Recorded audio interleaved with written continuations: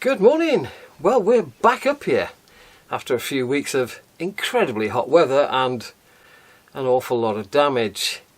I've just fixed that this morning about 3.5 hours ago. We've had a run and I would say I'm happy, but I'm not really. I know this is going to happen again and it's going to cause me all sorts of trouble. And I know people have said in the comments, well, you just lift the track and trim the end and you leave a bigger gap. That's incredibly difficult to do without destroying it. Yeah, and the length of that flexi track is a £5 note, so every time I get a problem, it's a £5 note gone. The kinky bit under the bridge over there, I'm not going to try and fix that. It would mean lifting another length of track. It's going to mean lifting the crossing. It's just beyond me. You know, I might be a 6 handicap golfer, but when it comes to doing this stuff, I don't think I've got a handicap. Right, Flying Scotsman is flying again. The Minitrix Boadicea needs traction tyres. I'm not going to film myself doing that, simply because it involves far too many 4-letter words in order to do the job. It's not easy. I love these Minitrix models, but they'll never ever be slow starters. Once they've got a few laps in, then you can turn the voltage down, you can slow them down and they'll run smooth once they've warmed up a little bit. But from a start, they're never going to be like a modern motor. I don't mind. I've just got this soft spot for Minitrix. Right, I've been buying stuff. So while I bought the track, I bought a new point and another length of flexi, and I've put a additional siding on the single track. And I've been looking at the dual track and I've been thinking I can fit another siding in there. So I'm going to have to go get another point and another length, which will allow me to have 1 or 2 more additional locos on the layout where I could just chop and change as I please, should I ever complete this. Next job is to complete the canal section. So this is the water that I'm using. It's called Realistic Water from Woodland Scenics. I got 2 bottles of it. It's liquid. You pour, and you don't fill up your water feature in one go. What you've got to do with this is pour a very thin veneer. It comes out opaque and then it slowly goes off over a few days. I can't remember what it says on this. I think it says 48 hours. Well, it's not. It doesn't take 48 hours. It can take as much as a week before you say to yourself, yeah, this is firm, I'll put the next thin veneer. It's going to take about 5 or even 6 pours to do that. I've got 2 bottles, that'll be plenty. So I want to finish that area so that I can then start doing my pour. I've got plants to put in the water, so I'll start putting them in from the first pour. Another purchase.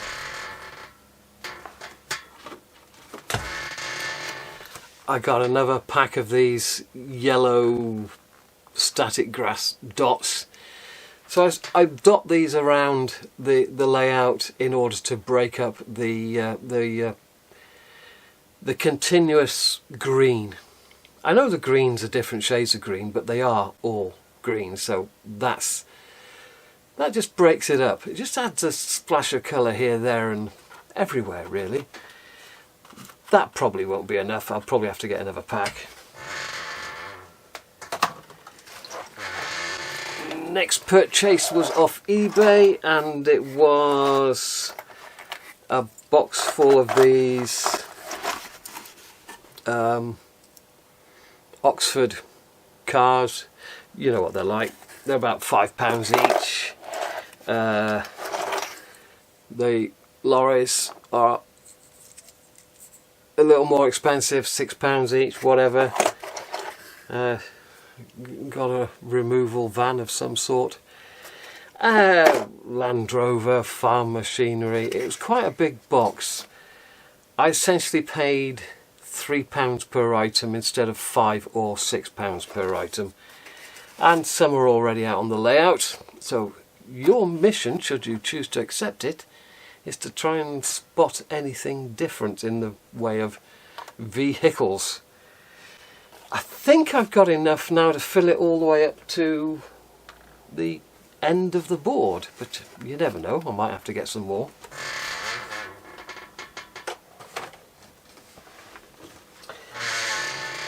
Next one was some more seafoam trees. So I've gone to a different manufacturer. These are called, I think this is called Heki. Yes, in fact it is called Heki. They're German. There's only 15 in here, so not many, but they are hand-picked and they've already painted them. So they look like that.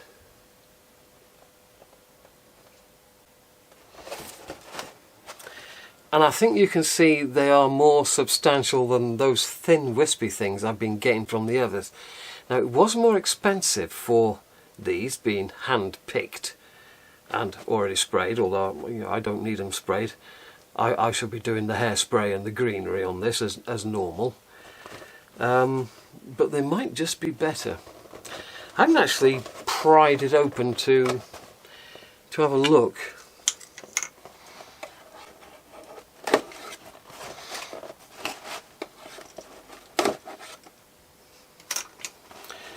So these came off eBay, and they came off eBay with a lot of sellotape on them.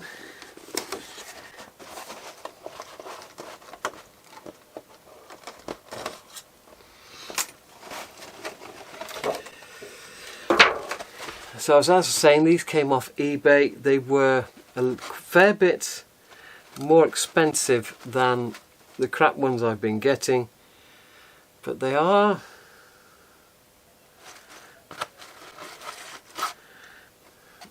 jammed in the box, but bit of a shorter one. But they are more substantial. They've got more body to them than the thin wispy things I've been getting. So hopefully once I get all these out, get the hairspray on them and sprinkle the greenery, we'll hopefully this will prove better. My Backscene is coming off everywhere. So despite me doing exactly what the model shop told me to do with this Backscene, it's absolutely shocking. So I can see a lot of trees in my future, just simply trying to hide the Backscene as best I can. Now that was all the cheap things I bought.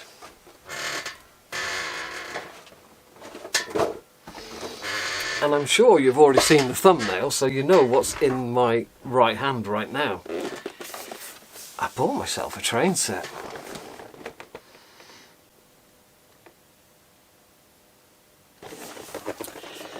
So, the Graham Farish Suburban Sulzer.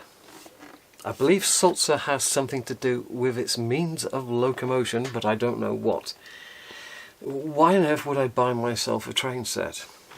Apart from a bit of retail therapy, because I've been miserable recently because of one or two other things, including what's been happening in this room. Quite often with Graham Farish, they release a train set of stuff that they don't actually sell retail. Now, I don't know if this Class 24 is... one of the things that they seem to do is to re-release a model that has gone out of sale. So this is either something that they're only releasing in this train pack, or it's something that they sold 8 or 10 years ago and they've decided to re-release it in this train pack. But At the moment, the only way that you can get this is in this train pack. Now this isn't cheap, obviously, because it's a train set. I think the retail price is about £226. Alas, or good for us, most model shops discount it like hell. So this was £178. So you got a box with the little Class 24 in. Looking at other things that they sell, I'd estimate that this would retail on its own at £120. And of course a pair of standard suburban coaches, what do these retail for? £38, £39. So essentially what I've got here is a locomotive and 2 coaches for less money than if I'd bought them individually. Not that you can get the Class 24 individually. So that means basically I've got that cheaper than what retail says.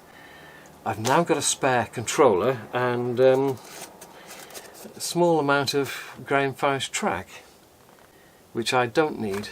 If I take the polystyrene out,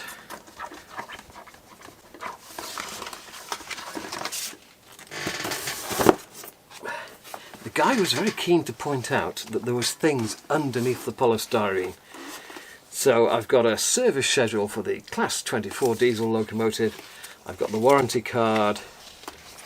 I got an instruction of how to put track together. Perhaps I ought to read that with all the crap I've been suffering on the main layout. And there's some blurb in there.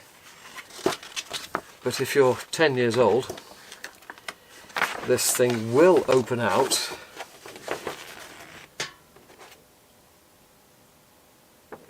into quite a nice poster for your wall. What's it got on it?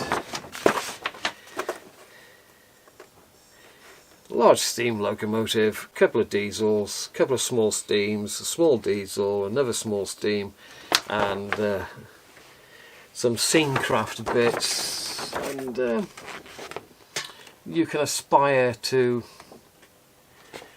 create that in your bedroom, I suppose, if you're 9 or 10 years old. Well, it's no use in the box. Let's get it out of the box. I mean, I didn't create this new siding for it to gather dust after all. Give me 5 minutes. Well, here it is, the Class 24. I did have a quick look around eBay. There was a Class 24 second-hand for sale, which was certainly 20 years old, and there was another one which had been split from the box and was for sale for £122, so my guess was correct. Now I had a little problem with this, and that the rear bogie of the rear coach did not like going through my fiddle yard in the direction that it is now pointing, so I had to turn it around once I started running. The funny thing about coaches is you always find one that wants to take the points in the wrong direction. What I enjoyed about this as soon as I started running was that it was in fact illuminated. So you've got headlights and tail lights, and when you go in the opposite direction they switch around. So after the failed attempt in one direction, we're now running it in the other.